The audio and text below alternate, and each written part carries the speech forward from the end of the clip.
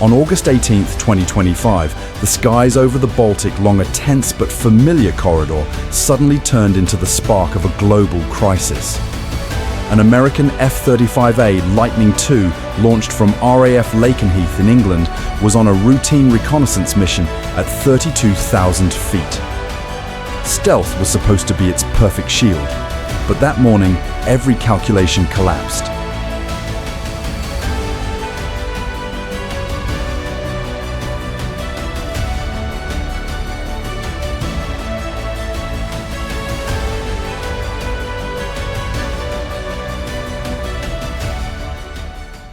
"70 miles northwest of Kaliningrad, Russia's S-400 Triumph radar system lit up. Inside the underground command bunker, Russian officers convinced themselves they were tracking a hostile Ukrainian jet violating their airspace. The cold order came fire. Within seconds, a 48N6DM surface-to-air missile, nearly 4,000 pounds over 6 meters long, roared off its launcher. At Mach 14, more than 10,000 miles per hour, it carved a blinding white scar across the sky. In the cockpit, the 34-year-old American pilot felt death closing in. Alarm screamed, he pulled hard on the stick flares, erupted, his body crushed under punishing G-forces. 27 seconds stretched into an endless nightmare. The missile never struck directly, but when it self-destructed less than 600 meters away, the shockwave tore through the sky like thunder. Shrapnel shredded the right-wing flight controls, crippled warning lights flashing red across the console. The $98 million fighter had become dead weight falling from the heavens. With trembling hands and ragged breath, the pilot sent one last urgent call, Mayday Falcon 1 hit, attempting emergency landing in the Baltic. At 9:47 a.m., the world's most advanced fighter rolled hard and plunged into the grey waters below. Beneath the surface, silence. Above it, undeniable proof a sovereign nation's aircraft had been fired upon. In Washington, the distress signal hit the Pentagon at 4:15 a.m. Minutes later, the White House Situation Room was packed with America's most powerful leaders: the President, the Secretary of Defense, the Chairman of the Joint Chiefs, the National Security Advisor. On the screen, the chilling words glowed: "Missile launch confirmed from Kaliningrad. Probability of mistake near zero." There was no room for naivete. This was no warning shot. This was an act of war. At 4:27 a.m., the President issued a single command: prepare the fleet. Across the Atlantic, the USS Gerald R. Ford, America's newest pride of the Navy, received the order to strike. Surrounding it, a massive strike group moved into position: 2 guided missile cruisers, 3 Aegis destroyers, and the full might of its carrier air wing. Inside the command deck, the air was thick with tension. The worst-case scenario, direct war between 2 nuclear superpowers, was no longer theory. 68 kamikaze drones, 25 fighter jets, 20 Tomahawk cruise missiles were assigned for the opening wave of retaliation. The target, Russia's most fortified bastion, the Kaliningrad air defense fortress. Observers around the world were left asking, was this truly a Russian blunder or the excuse America had been waiting for? And more urgently, could the strike force punch through Moscow's iron shield of layered defenses? The answer was now only hours away.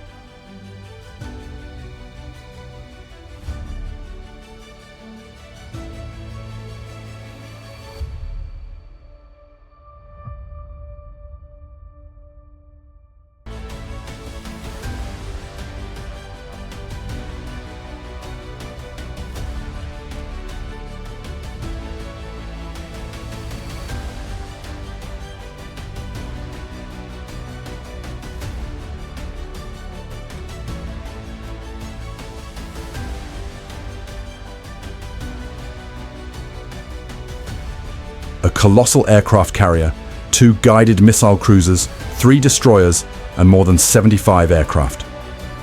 The formation looked like a steel army floating on the sea. Inside the command room, under the flickering lights, combat officers began laying out the plan. Flight paths, strike packages, and satellite feeds glowed across the screens. The Admiral's voice cut through the tension deep and razor-sharp, hit the very heart of Kaliningrad's defenses. A brutal plan. Clear. No room for hesitation. 68 suicide drones, each armed with jamming warheads and precision bombs, were chosen as the spearhead.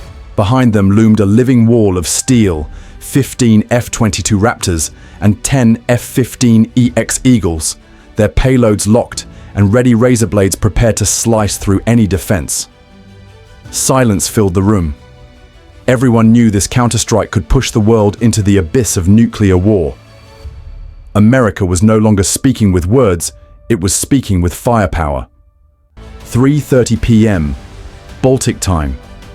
The dark sky trembled as the first wave of retaliation thundered off the deck of USS Gerald R. Ford. 68 kamikaze drones tore into the air, their metallic wings flashing in the fading sunlight. Each carried 90 kilograms of high explosives, spewing out thousands of decoy signals to blind Russia's radar. They spread wide arcs across the heavens like a swarm of steel birds stretching for miles. Right behind them, the beast roared to life. F-22s and F-15EX surged upward in tight V formations, their engines shaking the Baltic below. In their bellies, heavy JDAM smart bombs and blazing AMRAAM missiles. On the carrier deck beneath, sailors stood silent, hearts clenched, knowing that within 30 minutes humanity could cross into an age of open war. Inside Kaliningrad's bunkers, alarm bells screamed. Russian crews stared in shock as their screens lit up with phantom signals. Their electronic eyes flickered and flared, blinded by waves of interference. But not all systems were dead. Auxiliary radars caught faint targets.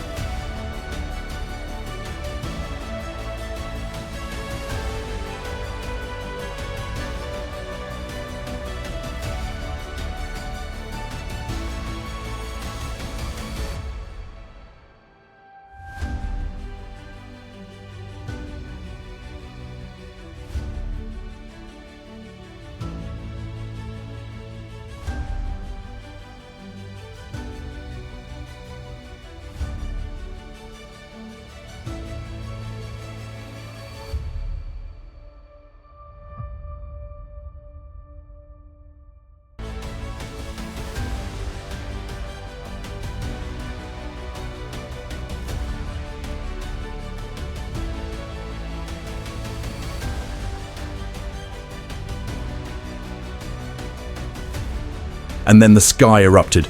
Russia fired first. 18 surface-to-air missiles streaked upward, slicing through clouds. In less than 90 seconds, 12 American drones were ripped apart, bursting into harmless fireballs. One veered out of control, nearly colliding with its own escorts before it was vaporized by friendly fire. Chaos. But the swarm pressed on. 56 survivors split into 3 attack groups, diving for radar arrays and missile batteries. 3:43 p.m. The first impact struck. A drone slammed into an S-400 battery, exploding into a fireball that climbed 200 feet high. Fuel trucks and ammo caches detonated in chain reactions. Raptors dove through the breach, releasing JDAM's 2,000-pound bombs, screaming at near Mach 1. The results were catastrophic. A radar dome worth over $300 million vanished in an instant. A reinforced command bunker cracked open like an eggshell. Still, Russia's defenses clawed back. Pantsir batteries spat streams of tracer fire, tearing the sky into ribbons. A cluster of drones went down, 5 swallowed by the sea.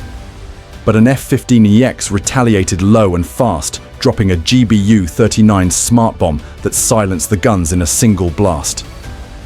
3:50 p.m. The battle became a storm of fire and steel. America had lost 17 drones, but 7 major air defense sites lay in ruins.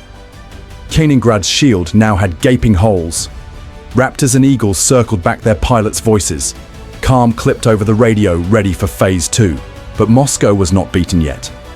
In the steel bowels of its bunkers, Russian commanders barked orders. Surviving S-300 V4s and Pantsir S-1s rose from the Earth missile tubes, angling skyward like a wolf bearing its fangs. 22 SAMs launched in salvos, weaving white scars across the sky. Some warheads screamed faster than Mach 10. The drones scattered, but Raptors and Eagles could not all escape. 3:53 p.m. A deafening blast tore the heavens. An F-15EX Eagle II worth over $87 million took a direct hit. The aircraft disintegrated mid-air, raining fiery debris into the Baltic. 2 pilots never stood a chance. For a moment, the sky froze, then erupted again with the roar of total war.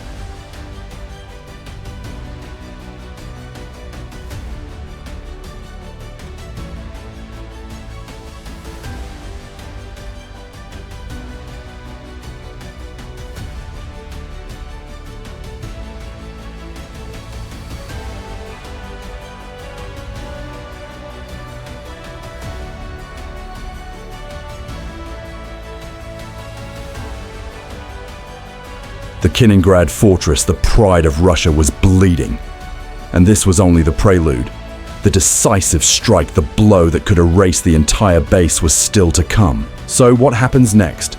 Will the world tumble into global war, or will America end the fight in a single night?